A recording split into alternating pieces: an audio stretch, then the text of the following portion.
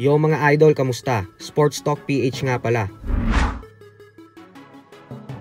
Ang reaksyon ni Pacquiao, pag-usapan natin yan mga idol.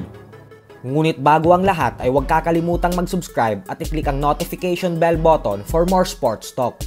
So matapos nga po ng napakalungkot na balita kahapon para sa mga Pinoy sports fans nang dahil sa biglaang pagpanaw ng isa sa pinakamagaling na sports journalist at commentator ng ating bansa na si Ginoong Chino Trinidad, ay hindi lang po tayong mga tagahanga niya ang nagulat at nalungkot sa balitang ito.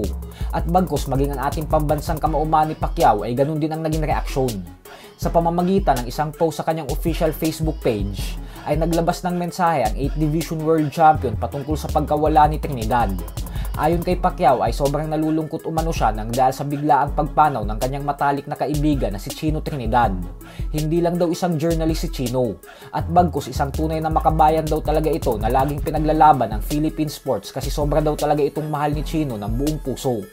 Ang pagiging tapat at hindi matawarang dedikasyon umano ni Trinidad ay nakapagbigay ng inspirasyon sa napakadaming Pilipino. Kung atin pong matatandaan ay napakadaming bigating laban ng ating pambansang kamao na si Chino Trinidad ang nag-cover. Kaya mas lalo talaga noon exciting panoorin ang mga laban ni Pacquiao. Lalo pa talagang nagpapasigaw ito sa tuwing umaatake na si Pacman at nagpapaula ng mga sunod-sunod na kombinasyon. Katulad na lang nito. Manny Pacquiao is the second of 4 children. Ito, panoorin natin. Ang ito nung kaliwa. Tinago niya ng kanan and then the upper of that left that sent itong pasong pirang kissing the canvas. At ito na naman. Ito na naman. Grabe, ang ganda kinito. Nakatago sa kanan. Uppercut na cross na hindi mo maintindihan, but it was a left hand that brought Fasan down. Dalawang beses siyang bumagsak dito sa ating 4th round. Ito, panurin ulit natin. One of the knockdowns scored here by Manny Pacquiao. Tingnan mo, pepeke niya ng kanan. Ito yung kanan. Tapos ito na, pag nakita niya magtatago sa kanan, uli, ayan, pepeke ng kanan. And look at that left. Ang ganda ng timing kinito. At nakita mo, no? Yung dalawang paa, umangat.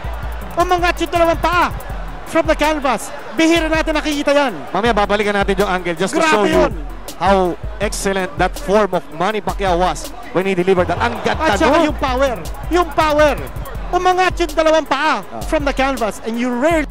Sa kabilang banda naman mga idol ay dismayado naman nga po ang ating pambato na binansagang Naruto na si Lito Dante matapos matalo sa isang controversial decision sa naging laban nito sa Amerika kontra kay Jesus Haro. Bagamat po kasi napakaganda ng ipinakitang performance ng ating kababayan sa buong laban, ay ibinigay pa din ng 3 hurado ang panalo sa hometown fighter sa score na 80-72, 78-74 at 77-75. Pwede pa sana nating tanggapin yung 77-75 na score. Pero yung isang hurado na nagbigay ng 80-72 ay hindi talaga dapat yun nangyari. Kaya naman dahil dyan ay napapost tuloy si Naruto sa kanyang official Facebook account na Abateka, talo ba ako sa laban?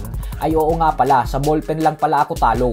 Kaya naman ibig sabihin po niyan ay maging si Naruto ay kumbinsido na sapat na ang kanyang ginawa sa ibabaw ng lona upang maiuwi sana ang panalo. So hanggang dito na lang po muna tayo mga idol.